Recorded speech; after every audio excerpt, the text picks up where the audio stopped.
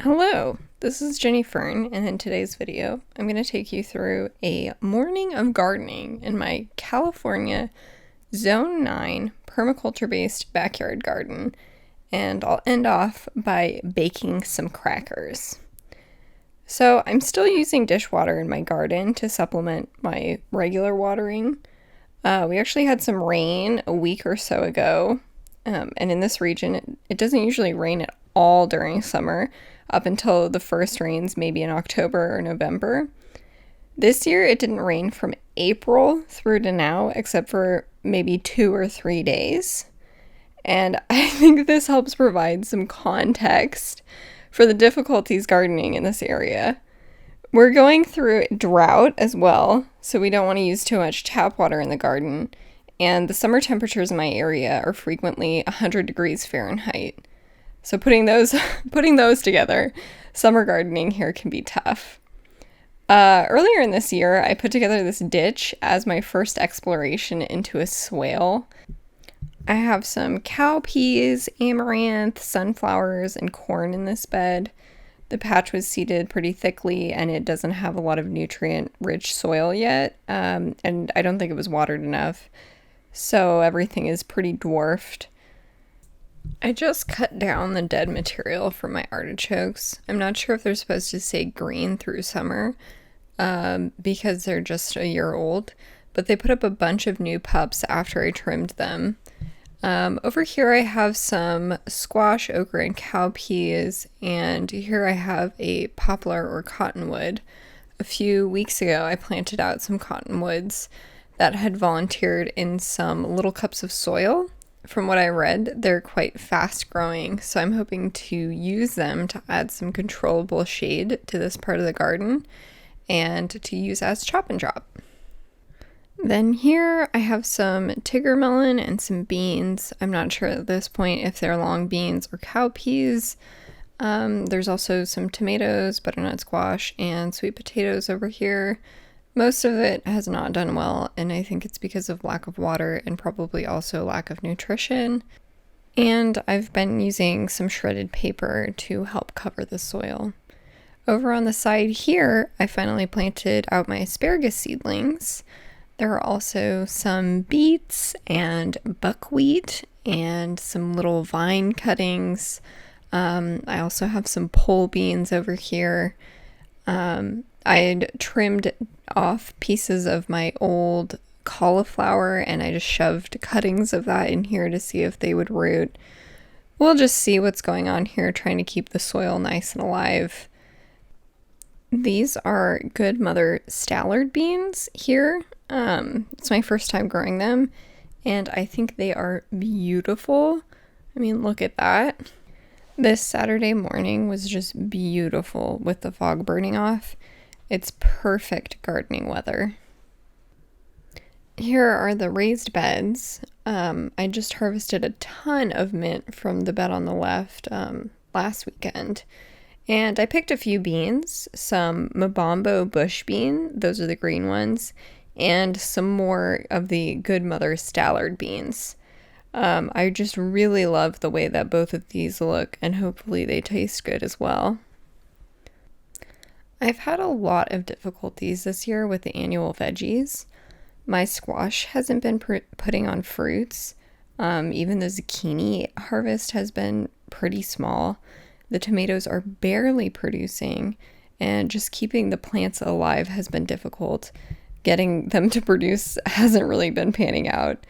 So this right here is an acorn squash plant, and I have had little baby acorn squash, but they haven't hung on. They have all kind of dried up and shriveled up, and I'm wondering now, this late in the season, if I'll get anything. It is starting to be cool enough that I might be able to keep things alive a little bit better.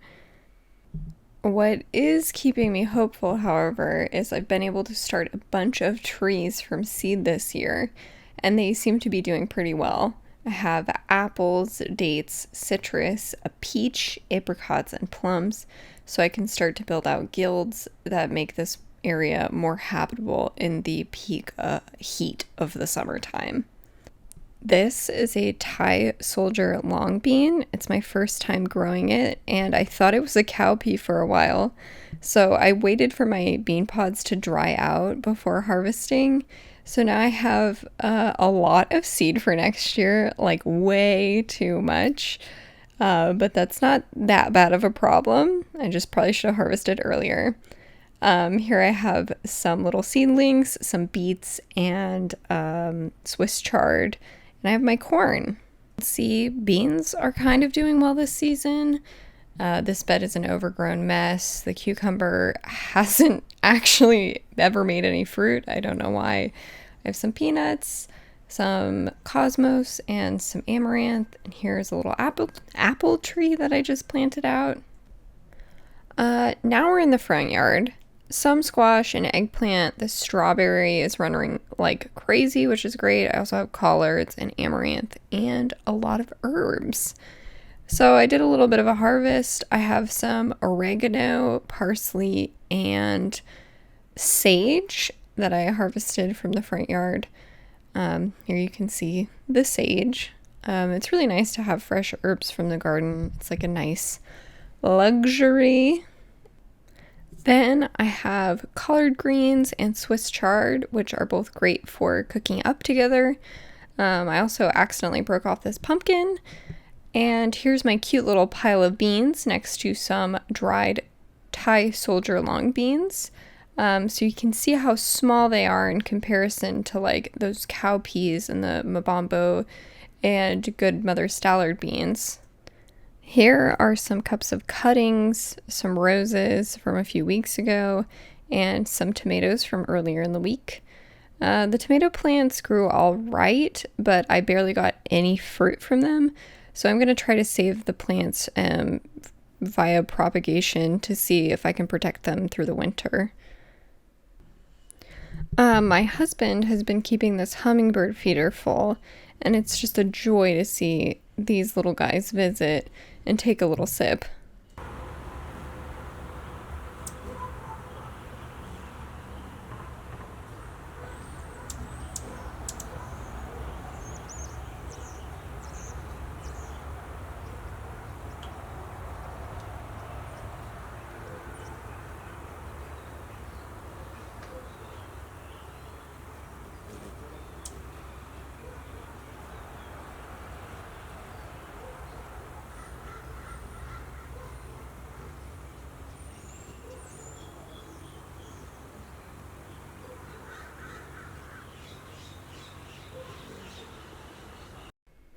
These are some apple seedlings that I should plant out soon. I had a poplar over here, but it didn't get enough water, so it dried out and died. So I'll swap this out for the apple, and I'll try to keep better care of it, you know, watering it at least more than once. I just planted out the poplars, I don't know, a few weeks ago, and I just had been completely neglectful of this little corner. So now that it's an apple tree, I'll take some better care of it. I am getting really excited for fall just so it can start raining again. I am getting pretty sick of this dry weather. Just the frequency that I have to go out and water gets exhausting. Luckily, we haven't been hit from the fire season yet. But I also just want to get through that without incident this year. So far so good, but it's always kind of like in your mind until you get the first real rains of the season. This here was an apple that I think it got sunburned, maybe partly because I put this white shredded paper mulch around it, and I think it was too bright and the apple just died pretty suddenly. So I'm going to plant out another apple over here. The ground is already really nicely mulched with the grass and the paper, so I'm going to put this here and keep an eye on it, and maybe I can add in some new green grass clippings over top if it seems like it's getting too much sun exposure. I'm hoping out of a couple of these apple trees, at least one will produce something nice. I have a couple that have gotten sizable this summer, a couple of apple trees. So I hope those might fruit within a few years. I'll just have to wait and see. If you have planted an apple tree from seed and have already gotten fruit from it, I'd love to hear what your experience was. If it was something tasty or if it was like sour, if the fruit was relatively large or if it was like very, very small. I'm just curious what other people have seen when they've grown apples from seed, just because it's kind of like a weird frowned upon thing, at least from my experience, people saying not to grow apples from seed and all that. I have a few seedlings to plant out. These are Florence fennel, and I'm going to put them over on the side yard here. I'm planting out some fall crops recently. Whenever the seedlings are getting big enough, I'll put them out somewhere in the yard. And then I'll plant something new in those cups so I can just keep a rotation going until the garden is full. So to plant out these seedlings, I really need to soak the soil because it is just so dry. I try to have some mulch here. You can see a little bit of the chop and drop from earlier in the season. Those reddish stalks are the grapevines, and then here you can see some remnants of the artichokes that I just cut down. I'm always trying to put on the organic material to keep the soil nice and happy. Try not to have it bake too much in the hot sun. I do have patches of my garden where the soil is not covered and is baking. I would love to get another couple loads of wood chips from a tree company or from Chip Drop, but it's not feasible currently to have them dropped off in my driveway, especially if I can't schedule for it. And I don't think it's okay to have them dropped off in the street by the curb. So hopefully I can get some later this fall or in winter so I can replenish the wood chips over in this side garden, and also so I can put some down in the area where some of my baby trees are growing, kind of the start of my mini food forest at this point. So after this garden work, I went into the house and I baked some crackers. This is following a recipe by Alexis Nicole, also known as Black Forager on Instagram. I halved the recipe. This is because I don't have that much sourdough starter and because this amount of dough fits onto one of my baking sheets pretty well. The recipe is super simple and uses curly dock seed flour. This is flour made from the plants growing in my yard. I think that was the last video that I posted before this one, and I realized that I still owe y'all a video of making a cocoa, curly dock seed flour, and plum fruit tart. I have the footage, I just need to put it together and put it out there. I made this cracker recipe earlier in the week, and I thought it was really good. The curly dock seed adds a nice, nutty, almost malty flavor, and the sourdough also packs in a lot of flavor. There were two main modifications that I made to this recipe. One was adding chopped up apricots that I dehydrated earlier in the year. Those are from my tree. And I also added some sage to the top of the crackers. So I have a few notes about my modifications. I didn't roll out the crackers as thin as I would have liked. Compared to the ones that I made earlier in the week, these ones were a little too thick. And I think part of this was influenced by the thickness of the apricot chunks. Second, I added on the sage before I cut the crackers with the pizza cutter, and the cutter kind of folded the sage up and peeled it off the cracker surface.